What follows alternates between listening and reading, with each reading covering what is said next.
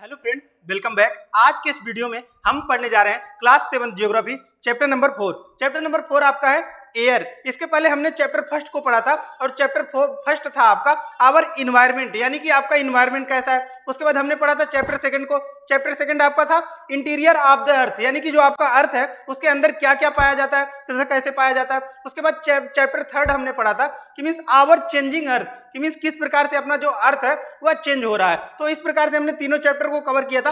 अब आपका चैप्टर 4 जो कि काफी इंटरेस्टिंग चैप्टर होने वाला है, जो आपका चैप्टर 4 है वह एयर, यानी कि वायु, जो भी आपके आसपास वायु प्रेजेंट होता है उसके बारे में आज हम इस चैप्टर में पढ़ने जा रहे हैं। तो देखिए, इस चैप्टर को स्टार्ट करने से पहले हमको पता होना चाहिए कि मीन्स एक चीज होता है एयर। तो एयर होता क्या है, और एक टर्म आपका जो बार बार आएगा और हर बार आता है, और चैप्टर फर्स्ट में भी आया था, सेकंड में भी आया था और थर्ड में भी आया था, वह आपका जो टर्म है यानी कि नाम है वह आपका नाम क्या है, एटमॉस्फेयर। तो ये एटमॉस्फेयर होता क्या है, सबसे पहले हम इसको समझते हैं। तो देखिए, सिंपल सा आपका क्या है, यह अर्थ है, अर्थ, राइट। तो अगर कोई भी आपको एटमॉस्फेयर के बारे में पूछता है कि ये एटमॉस्फेयर होता क्या है, कि means what do you mean by atmosphere, तो आपका सिंपल सा मीनिंग क्या होगा कि जो आपका अर्थ है वह क्या है, चारों तरफ से एक एयर क्या है कि मीन्स एयर के ब्लैंकेट, यानी कि एयर के चादर से ढकी हुई है, उसी को हम लोग क्या बोलते हैं, एटमॉस्फेयर बोलते हैं। क्या बोलते हैं, एटमॉस्फेयर, राइट।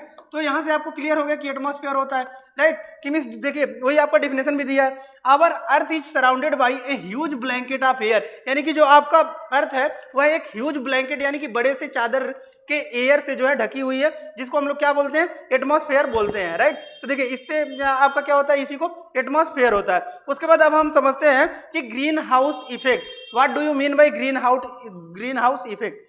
तो देखिए, यहाँ पर आपका कंपोजिशन भी दिया गया है, composition of the atmosphere.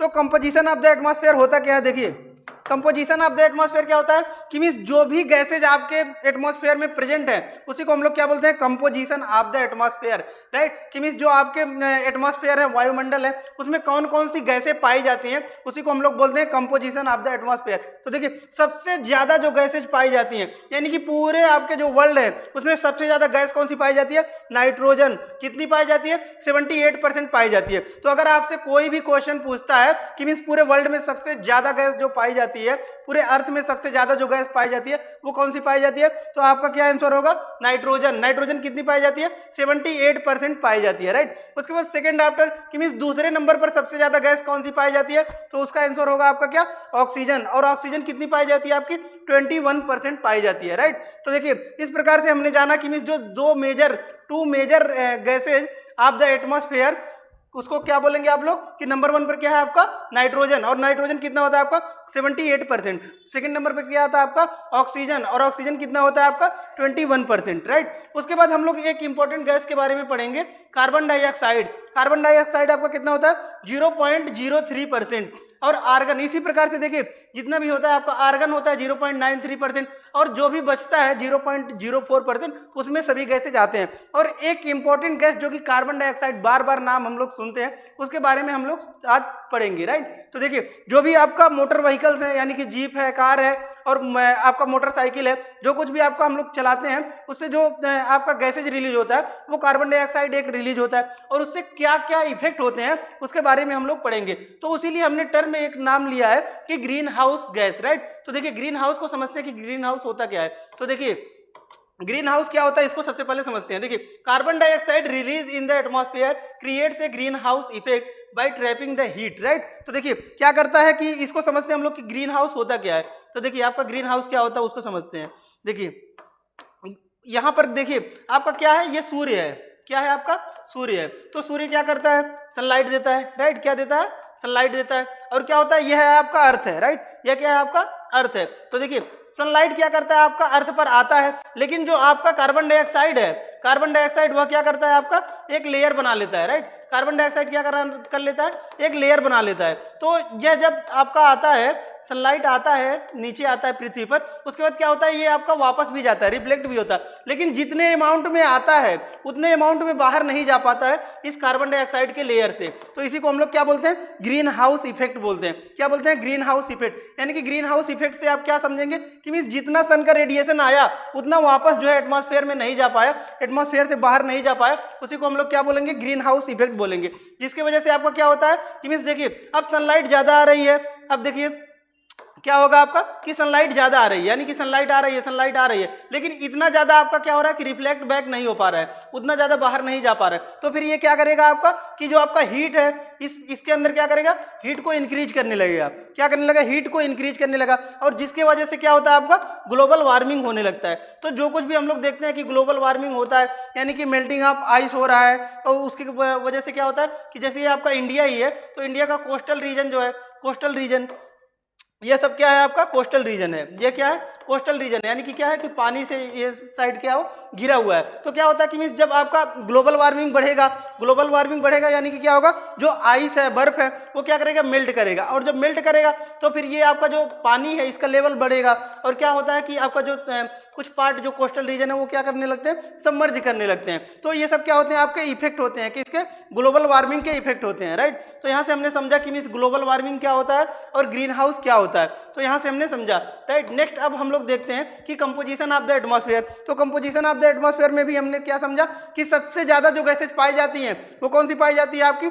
Nitrogen, और नाइट्रोजन की मात्रा कितनी पाई जाती है, 78%। उसके बाद सेकंड लार्जेस्ट जो आपका आता है वो होता है ऑक्सीजन, और ऑक्सीजन कितनी पाई जाती है आपका 21%, राइट। तो देखिए अब देखिए हमको जीने के लिए क्या चाहिए, ऑक्सीजन चाहिए, राइट। हमको जीने के लिए क्या चाहिए, ऑक्सीजन चाहिए, और ऑक्सीजन हमको मिलता कहाँ से है, देखिए ये आपका क्या है, पेड़ पौधे हैं, क्या है, पेड़ पौधे हैं। तो पेड़ पौधे हमको क्या करते हैं, देखिए पेड़ पौधे क्या होते हैं, फोटोसिंथेसिस करते हैं, फोटोसिंथेसिस यानी कि प्रकाश संश्लेषण करते हैं, और जब प्रकाश संश्लेषण करते हैं तो ये लोग क्या करते हैं आपके oxygen, oxygen, right, O2 oxygen को क्या करते हैं ये लोग रिलीज करते हैं, और ऑक्सीजन को रिलीज करते हैं, और कार्बन डाइऑक्साइड, राइट, जो कार्बन डाइऑक्साइड होता है उसको क्या लोग करते हैं, ये इनटेक करते हैं, यानी कि कार्बन डाइऑक्साइड को लेते हैं और ऑक्सीजन को ये लोग क्या करते हैं एटमॉस्फेयर में रिलीज करते हैं, जिसकी वजह से क्या है कि जो आपका एटमॉस्फेयर है उसका बैलेंस जो है वो बना हुआ है। तो इसी की वजह से अब बार बार क्वेश्चन पूछा जाता है कि जब पेड़ों को हम लोग काट रहे हैं, राइट, तो इसके इफेक्ट क्या क्या होते हैं, राइट। तो निगेटिव इफेक्ट क्या होंगे कि मीन्स हम लोग पेड़ को काट देंगे तो क्या होगा कि जो आपका ऑक्सीजन है उसकी कमी होने लगेगी, और जो कार्बन डाइऑक्साइड है उसकी मात्रा क्या होगा एटमॉस्फेयर में बढ़ने लगेगा, और कार्बन डाइऑक्साइड की मात्रा जब बढ़ने लगेगा तो हमारा जो क्या है कि ग्लोबल वार्मिंग है, यानी कि जो हीट है अर्थ पर वो भी इंक्रीज करने लगेगा, और जब हीट इंक्रीज करने लगेगा तो फिर ओवरऑल प्रॉब्लम होने लगेगा, ग्लेशियर्स पिघलने लगेंगे, राइट, और हमको ऑक्सीजन नहीं मिल पाएगा, तो फिर ह्यूमन बीइंग का भी क्या होगा, लॉस होने लगेगा, राइट। तो यहाँ से हमने समझा कि means composition of the atmosphere और इसके क्या बेनिफिट हो सकते हैं, राइट, कि मीन्स इससे क्या लाभ है आपके और इससे क्या हानि होते हैं। तो इस प्रकार से हमने इसको समझा। अब नेक्स्ट टॉपिक आपका आता है, यहाँ पर देख सकते हैं कि कुछ ग्लोबल वार्मिंग के इफेक्ट भी दिया गया है, इसको देखते हैं। देखिए आपका ग्लोबल वार्मिंग का कुछ इफेक्ट दिया गया है, global warming can bring back Jurassic era, right, कि मीन्स जो ग्लोबल वार्मिंग होता है आपका वो क्या कर सकता है, एक जुरासिक एरा को ला सकता है। जुरासिक एरा मतलब क्या कर रहा है कि मीन्स देखिए आपका ग्लोबल वार्मिंग क्या होगा, इंक्रीज होगा, तो क्या होगा आपका कि मीन्स जो भी ग्लेशियर्स है उसको क्या करेगा, ये पिघल देगा, राइट, यानी कि जो आपका जो भी ग्लेशियर्स होगा वो क्या होगा, पिघल जाएगा, उससे क्या होगा पूरा प्रॉब्लम्स आ जाएगा, पानी पूरी तरफ हो जाएगा, राइट। तो ये कह रहा।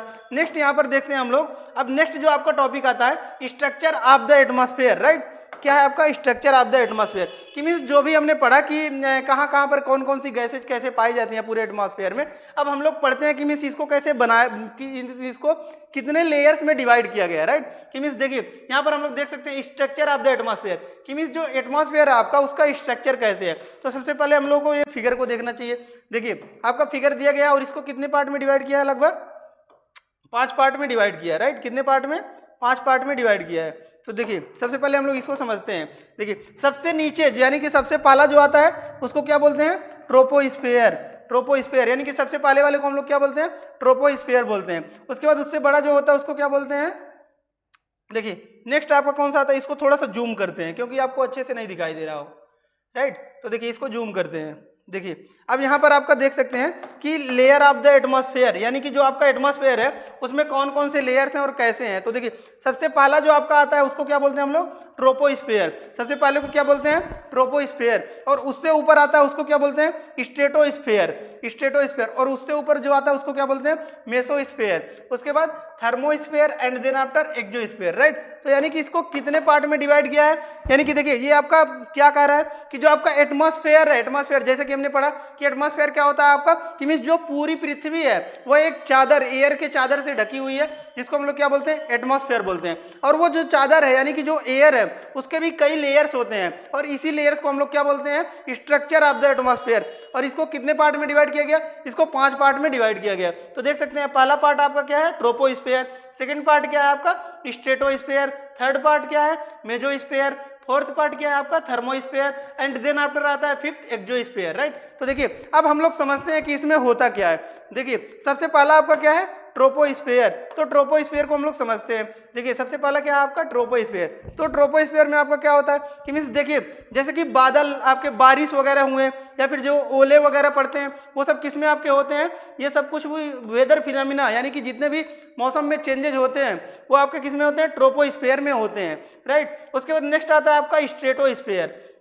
स्ट्रेटोस्फेयर में क्या होता है आपका, कि स्ट्रेटोस्फेयर में आपका एरोप्लेन वगैरह का मूवमेंट किसमें होता है आपका, स्ट्रेटोस्फेयर में होता है। और ये क्वेश्चन बार बार पूछता है कि जो आपका स्ट्रेटोस्फेयर है इसी में प्लेन को क्यों जो है उड़ाया जाता है। तो देखिए आपका इसका सिंपल आंसर ये होता है कि जो आपका स्ट्रेटोस्फेयर होता है ये क्या होता है, फ्री फ्रॉम क्लाउड्स, यानी कि इसमें क्या होता है, बादल नहीं होते हैं, जिसकी वजह से क्या होता है आपका एरोप्लेन को उड़ाया जाता है, राइट। तो देखिए इसी वजह से क्या होता है, इसको एरोप्लेन को इससे उड़ाया जाता है, राइट। अब नेक्स्ट आता है कि मीन्स एक ओजोन का बार बार नाम आता है। तो देखिए ओजोन आपका कहाँ पाया जाता है, इसी लेयर पर क्या पाया जाता है आपका, ओजोन। और ओजोन का काम क्या करता है कि देखिए ओजोन आपका क्या करता है कि जो आपके हानिकारक कीड़े होते हैं, सनलाइट के जो हानिकारक कीड़े होते हैं उसको क्या करता है, ये उससे क्या करता है, हानिकारक कीड़ों को पृथ्वी पर नहीं आने देता है, राइट। और इससे क्या होता है हमारा कि जो स्किन डिजीज होने वाले रहते हैं उससे क्या होता है हमारा प्रोटेक्ट हो जाता है। कि मीन्स सनलाइट क्या करता है, कुछ अल्ट्रावायलेट रेज देते हैं और अल्ट्रावायलेट रेड को क्या करता है, ओजोन लेयर जो होता है वो रिफ्लेक्ट कर देता है, और रिफ्लेक्ट करने से वजह से क्या होता है, हमारा जो त्वचा होता है वह बचा रहता है, राइट। देखिए नेक्स्ट आता है आपका कौन सा, नेक्स्ट आता है आपका मेसोस्फेयर, राइट। तो मेसोस्फेयर में आपका क्या होता है कि मेसोस्फेयर में देखिए मेसोस्फेयर में आपका क्या होता है कि जो भी उल्का पिंड वगैरह आते हैं यानी कि जो भी आपका यूनिवर्स से, राइट, यानी कि जो भी आपका यूनिवर्स से क्या होते हैं, कुछ आपके मेटियोराइड्स आते हैं, मेटियोराइड्स उल्का पिंड वगैरह आते हैं, तो वो इसी में क्या करते हैं, बर्न कर जाते हैं, जल जाते हैं, जिससे क्या होता है कि पृथ्वी तक नहीं आ पाते हैं। नेक्स्ट आता है आपका थर्मोस्फेयर। तो थर्मोस्फेयर देखिए यह भी आपका एक मोस्ट इंपॉर्टेंट पार्ट है। थर्मोस्फेयर क्यों मोस्ट इंपॉर्टेंट पार्ट है, क्योंकि देखिए जो भी रेडियो वेव होते हैं, रेडियो वेव वो क्या करते हैं, ये यहाँ पृथ्वी से जाएंगे, राइट, यहाँ से जाएंगे सरफेस से, और इसी में जाके रिफ्लेक्ट बैक होते हैं, राइट, यहीं से क्या होते हैं, रिफ्लेक्ट बैक होते हैं, जिसकी वजह से हम क्या होता है कि मीन्स जो फ़ोन कॉल्स हैं कि यहाँ पर हम लोग फ़ोन कॉल लगाएं और दूसरी जगह पे हम लोग बात कर सकते हैं। तो ये सब किसके वजह से पॉसिबल हो पाता है, वह थर्मोस्फेयर की वजह से ही पॉसिबल हो पाता है। नेक्स्ट आपका आता है एक्सोस्फेयर। तो एक्सोस्फेयर क्या होता है आपका कि एक्सोस्फेयर जो सबसे ऊपर वाला पार्ट है उसी को हम लोग क्या बोलते हैं, एक्सोस्फेयर बोलते हैं। और एक्सोस्फेयर में आपका कुछ नहीं, बस ये होता है कि जो हल्की गैस होते हैं जैसे कि हीलियम हो गया, ये सब गैसेज कहाँ होते हैं, आपके एक्सोस्फेयर में होते हैं, राइट। तो इस प्रकार से हमने समझा कि जितने भी लेयर हैं आपके एटमॉस्फेयर के, इसको 5 पार्ट में डिवाइड किया गया है, 5 पार्ट में डिवाइड किया गया। और जो है इसी से हमने समझा कि इसमें कौन कौन से क्या क्या चीज होते हैं। तो देखिए सबसे पहला वाला आपका क्या है, सबसे पहले वाला आपका क्या है, ट्रोपोस्फेयर। ट्रोपोस्फेयर में हमने क्या बताया कि मीन्स जो भी वेदर फिनोमिना होंगे, जैसे बारिश हो गए, ओले पड़ रहे हैं, राइट, तो ये सब किस में होते हैं, आपके फर्स्ट वाले यानी कि ट्रोपोस्फेयर में होते हैं। और सेकंड आपका क्या है, स्ट्रेटोस्फेयर। स्ट्रेटोस्फेयर में क्या होता है आपका, हमने बताया कि एरोप्लेन्स मूव करते हैं, और ये भी आंसर हमने बताया कि एरोप्लेन्स क्यों मूव करते हैं इसमें, क्योंकि जो आपका स्ट्रेटोस्फेयर होता है ये क्या होता है, फ्री फ्रॉम द क्लाउड्स, यानी कि बादल इसमें नहीं पाए जाते हैं, जिसकी वजह से क्या होता था कि आसानी से हम लोग इसमें एरोप्लेन को उड़ा सकते हैं। थर्ड आपको मेसोस्फेयर। मेसोस्फेयर में आपको याद रखना है कि जो भी उल्का पिंड है यानी कि क्या है, मेटियोराइड्स हैं, वो जब पृथ्वी पर आते हैं तो ये मेटियोराइड्स जो हैं वो मेसोस्फेयर में क्या होते हैं, बर्न कर जाते हैं। उसके बाद नेक्स्ट आपका आता है क्या, थर्मोस्फेयर। थर्मोस्फेयर में हम लोग क्या बताया कि जो भी रेडियो वेव होते हैं यानी कि तरंग होते हैं वो फिर जाके मेसोस्फेयर में ही क्या होते हैं, रिफ्लेक्ट बैक होते हैं, राइट। कहाँ से होते हैं, जाके आपका थर्मोस्फेयर में रिफ्लेक्ट बैक होते हैं। और लास्ट यानी कि आता है एक्सोस्फेयर। एक्सोस्फेयर के ऊपर सभी गैसेज होती हैं, राइट, हल्की गैसेज जो होती हैं वो एक्सोस्फेयर में होती हैं, राइट। उसके नेक्स्ट आपका पॉइंट आता है कि वेदर एंड क्लाइमेट। तो सबसे पहले हम लोग समझते हैं वेदर एंड क्लाइमेट में डिफरेंस क्या होता है। तो देखिए वेदर एंड क्लाइमेट, क्लाइमेट क्या होता है आपका कि क्लाइमेट आपका वो होता है कि देखिए जब लॉन्ग ड्यूरेशन यानी कि बहुत लंबे समय के बाद हम लोग क्या करते हैं, जो वेदर होता है इसका जब एवरेज निकालते हैं उसी को हम लोग क्या बोलते हैं, क्लाइमेट बोलते हैं, राइट। और वेदर मतलब क्या होता है आपका कि शॉर्ट टाइम में जो भी चेंजेज हमको देखने को मिलते हैं, राइट। एटमॉस्फेयर में जो भी चेंजेज, जैसे कि गर्मी है, धूप है, या फिर बादल है, या फिर छांव है, ये सब चीजें क्या होते हैं हमारे वेदर, यानी कि इसी को हिंदी में क्या बोलते हैं, मौसम, राइट। तो मौसम आपका क्या होगा कि कभी धूप है, कहीं छांव है, राइट। तो ये सब क्या है आपके मौसम। लेकिन जो जलवायु होता है आपका, जलवायु, इसी को इंग्लिश में क्लाइमेट बोलते हैं, हिंदी में इसी को क्या बोलेंगे, जलवायु। लेकिन जो जलवायु होता है आपका, ये बहुत ही लंबे समय के बाद जो है इसको चेंज होता है, राइट। तो इसी को हम लोग क्या बोलते हैं, जलवायु बोलते हैं, राइट। उसके बाद नेक्स्ट आपका कुछ पॉइंट्स दिया गया है, जिसको नाम दिया गया है टेम्परेचर, राइट। तो देखिए टेम्परेचर क्या होता है, तो टेम्परेचर को सबसे पहले हम लोग समझते हैं। देखिए the temperature you feel every day is the temperature of the atmosphere, right. कि मीन्स जो भी टेम्परेचर हम लोग फील करते हैं एटमॉस्फेयर में, राइट, उसी को हम लोग क्या बोलते हैं, टेम्परेचर बोलते हैं, राइट। तो देखिए अब इसको मेजर कैसे किया जाता है, देखिए तो थर्मोमीटर कुछ यहाँ पर यंत्र दिए गए हैं, जिससे हम लोग क्या करते हैं, कुछ चीज़ों को मेजर करते हैं, उसी के बारे में दिया गया है। तो देखिए इसको समझते हैं हम लोग। देखिए इसमें आपका क्वेश्चन बार बार पूछा जाता है कि मीन्स जो टेम्परेचर होता है, टेम्परेचर उसको हम लोग किससे जो है मेजर करते हैं। तो देखिए टेम्परेचर किससे मेजर किया जाता है आपका, थर्मोमीटर से मेजर किया जाता है। तो क्वेश्चन बार बार पूछा जाता है कि means temperature is measured by, तो आपका आंसर क्या होगा, राइट आंसर आपका थर्मोमीटर, राइट। उसके बाद आता है आपका कि मीन्स एटमॉस्फेरिक प्रेशर, राइट। तो एटमॉस्फेरिक प्रेशर को हम लोग किससे मेजर करते हैं, तो इसका राइट आंसर होगा आपका बैरोमीटर, राइट। तो अगर क्वेश्चन पूछता है कि atmospheric pressure is measured by, तो राइट आंसर क्या होगा, बैरोमीटर। देन आफ्टर आपका आता है क्या कि मीन्स अमाउंट ऑफ रेनफॉल, यानी कि जो बारिश हो रही है उसकी कितने अमाउंट में बारिश हो रही है, उसके बारे में अगर क्वेश्चन पूछता है कि इसको किससे मेजर किया जाता है, तो रेन गाज, राइट। तो इसका एक इंस्ट्रूमेंट होता है, रेन गाज एक बॉटल की तरह होता है, इसमें जो भी बारिश की बूंदें गिरती हैं उसी से इसको मेजर किया जाता है। इसी को इंग्लिश में क्या बोला जाता है, रेन गॉज बोला जाता है, राइट। उसके बाद देखिए नेक्स्ट आपका आता है कि डायरेक्शन ऑफ द विंड, यानी कि हवा चल रही है तो किस डायरेक्शन में चल रही है, इसको पता करने वाले यंत्र को हम लोग क्या बोलते हैं, विंड वेन बोलते हैं, राइट। तो इस प्रकार से हमने समझा कि मीन्स जो डिफरेंट इंस्ट्रूमेंट क्या क्या इसका यूज होता है और कैसे इसको मेजर किया जाता है, राइट।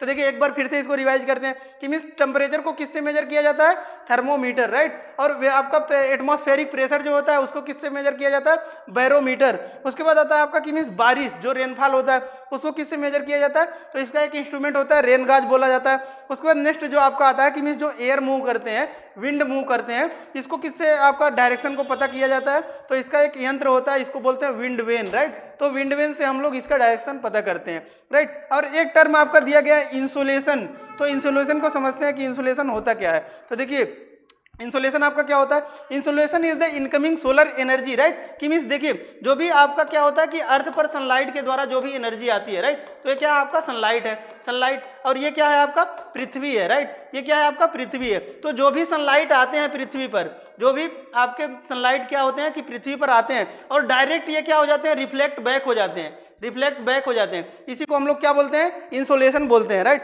तो देखिए ये टर्म आपका बार बार आता है कि मीन्स इंसुलेशन क्या होता है। तो इंसुलेशन का आप लोग सिंपल से याद रखना है कि insolation is the amount of solar light, amount of sunrays falls on the earth and reflect back, right, without absorption, उसी को हम लोग क्या बोलते हैं, इंसुलेशन बोलते हैं, राइट। तो यहाँ से हमने समझा कि इंसुलेशन भी क्या होता है, और इस प्रकार से हमने समझा कि मीन्स जो है क्या होता है कि टेम्परेचर को किससे मेजर किया जाता है, तो टेम्परेचर को किससे मेजर किया जाता है, थर्मोमीटर। उसके बाद जो है एटमॉस्फेरिक प्रेशर होता है उसको किससे मेजर किया जाता है, आपका बैरोमीटर। उसके बाद आता है कि मीन्स बारिश, जो वर्षा होती है आपको उसको किससे मेजर किया जाता है, तो उसके लिए होता है आपका एक इंस्ट्रूमेंट जिसको बोलते हैं रेन गाज, राइट। उसके बाद आता है कि मीन्स जो आपका विंड मूव करता है उसको डायरेक्शन को कैसे पता किया जाता है, उसके लिए एक इंस्ट्रूमेंट होता है उसको बोलते हैं विंड वेन, राइट। तो इस प्रकार से इस टॉपिक को हमने पढ़ा। और नेक्स्ट टॉपिक को देखते हैं हम लोग। नेक्स्ट टॉपिक जो आपका आता है उसको है आपका एयर प्रेशर।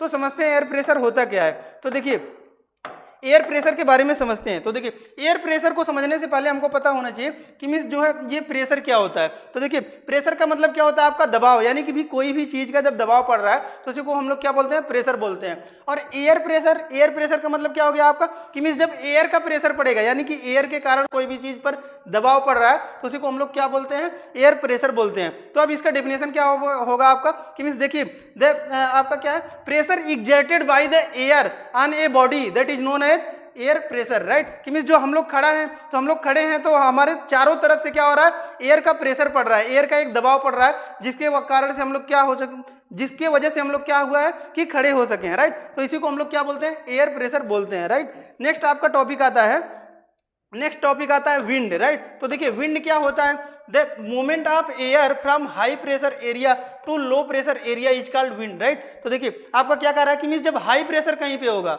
हाई प्रेशर, तो हाई प्रेशर से क्या होगा आपका लो प्रेशर की तरफ पे क्या होगा, एयर मूव करेगा, राइट। तो देखिए ये आपका क्या है, एयर है, यहाँ पर क्या है आपका हाई प्रेशर है, तो हाई प्रेशर से क्या होगा आपका ये जो एयर होगा ये क्या करेगा, मूव करेगा किधर, लो प्रेशर की तरफ मूव करेगा। तो इसी को हम लोग क्या टर्म नाम देते हैं, इसी को हम लोग क्या बोलते हैं, विंड, राइट, विंड। तो विंड आपका क्या है कि मीन्स हाई प्रेशर से क्या हो रहा है, लो प्रेशर की तरफ जब एयर यानी कि वायु जो है वो आपका वो हाई प्रेशर से लो प्रेशर की तरफ मूव कर रही है, तो इसी को क्या बोला जाता है, विंड, यानी कि हिंदी में इसी को क्या बोलते हैं, पवन बोलते हैं, राइट। तो उसके नेक्स्ट टॉपिक आपका आता है, देखिए अब इसी को जो है कुछ बताया गया आपका कि कितने पार्ट में इसको डिवाइड किया गया है। तो देखिए एक होता है आपका परमानेंट विंड, और दूसरा होता है आपका सीजनल विंड, और थर्ड होता है लोकल विंड, राइट। तो देखिए इसको समझते हैं आपका कि परमानेंट विंड क्या होता है, सीजनल विंड क्या होता है, उसके बाद लोकल विंड क्या होता है। तो देखिए परमानेंट विंड मतलब क्या होता है कि जो आपका परमानेंट विंड मतलब क्या होगा कि जो विंड हमेशा बहते रहते हैं उसको हम लोग क्या बोलते हैं, परमानेंट विंड बोलते हैं। देखिए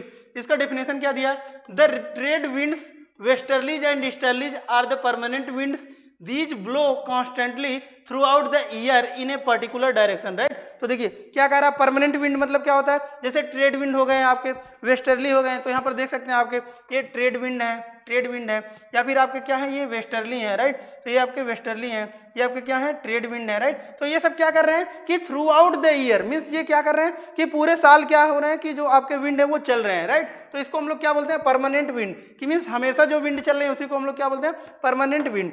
सेकेंड आता है आपका सीजनल विंड। तो सीजनल विंड को समझते हैं हम लोग कि सीजनल विंड क्या होता है। तो सीजनल विंड आपका क्या होता है, these winds change their direction in different seasons, for example monsoon in India, right. तो देखिए मानसून किसका एग्जाम्पल हो गया, आपका जो है सीजनल विंड का एग्जाम्पल हो गया, कि मीन्स क्या हो रहा है कि जो मानसून है उसके अकॉर्डिंग क्या हो रहा है कि ये जो विंड है वो चेंज हो रहा है, इसी को हम लोग क्या बोलेंगे, सीजनल विंड, कि मीन्स सीजन के हिसाब से जो हवा जो आपका विंड है यानी कि पवन है वो चेंज हो रहा है, उसी को हम लोग क्या बोलेंगे, सीजनल विंड। और कुछ होता है आपका लोकल विंड। तो लोकल विंड को समझते हैं, देखिए लोकल विंड क्या होता है कि किसी एक पर्टिकुलर जगह पर क्या हो रहा है कि जो वही विंड है वो क्या कर रहा है, फ्लो कर रहा है, और उसी को हम लोग क्या बोलते हैं, लोकल विंड बोलते हैं। जैसे कि इसका डिफिनेशन देख सकते हैं, these blow only during a particular period of the day और year in a small area, right. क्या कर रहा है कि यानी कि छोटे से एरिया में क्या कर रहा है, किसी पर्टिकुलर पीरियड में ही वो क्या कर रहा है, ब्लो कर रहा है, उसी को क्या बोल रहे हैं हम लोग कि क्या बोल रहे हैं, लोकल विंड बोल रहे हैं। जैसे कि एग्जाम्पल देख सकते हैं कि लैंड एंड सी ब्रिज, यानी कि क्या होता है कि जमीन, लैंड एंड सी ब्रिज को समझते हैं हम लोग। देखिए लैंड एंड सी ब्रिज को क्या होता है समझते हैं, देखिए यानी कि आपका क्या है कि आपका क्या है, जमीन है, राइट। ये क्या है आपका जमीन है, और ये आपका क्या है, समुद्र है, ये क्या है आपका समुद्र है। तो देखिए लैंड एंड सी ब्रिज का क्या होता है आपका कि मीन्स देखिए कभी कभी क्या होता है जब इधर आपका क्या होगा, हाई प्रेशर होगा, हाई प्रेशर यानी कि पानी है, तो पानी क्या होगा आपका, ठंडा होगा, और ठंडा होगा तो इससे क्या होगा, यहाँ पर प्रेशर हाई होगा, और ये आपका क्या है, ये जमीन है, तो जमीन पर क्या होगा, सनलाइट ज़्यादा पड़ेगा, और यहाँ पे क्या होगा आपका गर्मी होगा, राइट। तो आपका जो विंड होगा, एयर होगा, वो क्या करेगा, हाई प्रेशर से लो प्रेशर की तरफ क्या करेगा, आपका मूव करेगा, राइट। तो इसी को हम लोग क्या बोलेंगे आपका कि मीन्स आपका क्या बोलेंगे, लैंड ब्रिज बोलेंगे, कि मीन्स क्या हो रहा है कि जो आपका हवा जो विंड है आपका वो क्या कर रहा है कि मीन्स समुद्र से क्या कर रहा है, लैंड की तरफ मूव कर रहा है, राइट। तो इसी को हम लोग क्या बोलेंगे, लैंड ब्रिज बोलेंगे।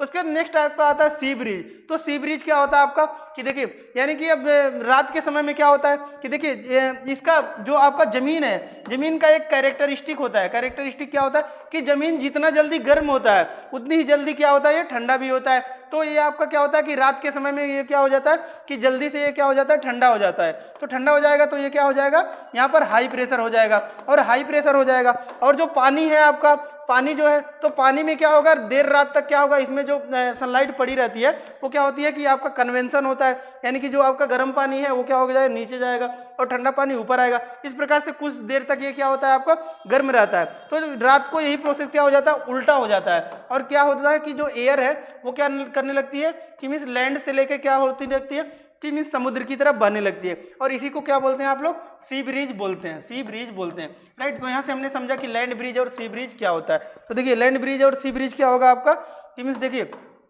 आपका लैंड ब्रिज मतलब क्या हुआ कि जो समुद्र है, दिन के समय में समुद्र में क्या होगा आपका कि समुद्र का जो आपका प्रेशर होगा वो हाई होगा, तो हमेशा एयर जो है आपका विंड जो है वो क्या करता है, आपका हाई प्रेशर से लो प्रेशर की तरफ मूव करेगा। तो दिन के समय पे क्या होता है, आपका जो पानी है यहाँ पर प्रेशर हाई होता है, और प्रेशर हाई होगा और जो जमीन है वहाँ का प्रेशर क्या होता है, लो होता है। तो क्या करता है, जो आपका विंड है वो क्या करेगा, इधर से इधर मूव करेगा, राइट। तो इसी को क्या बोला जाता है, आपका लैंड ब्रिज बोला जाता है। और आपका रात के समय पे क्या होता है, जो जमीन है वो ठंडा रहता है और पानी गर्म रहता है। इसकी वजह से क्या होता है, जो हवा है, विंड है, वो क्या करता है कि मीन्स जमीन से लेके समुद्र की तरफ मूव करता है। इसी को हम लोग क्या बोलते हैं, सी ब्रिज बोलते हैं, राइट। तो देखते हैं अब हम नेक्स्ट।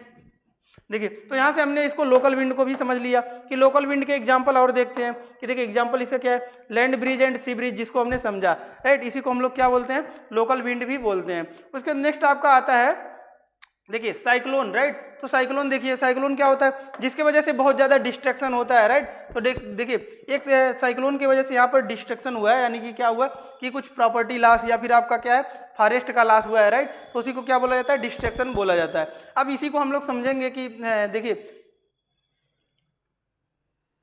राइट। तो देखिए अब हम लोग कुछ समझते हैं यहाँ पर, जैसे कि मॉइस्चर। तो मॉइस्चर क्या होता है, देखिए इसको समझते हैं।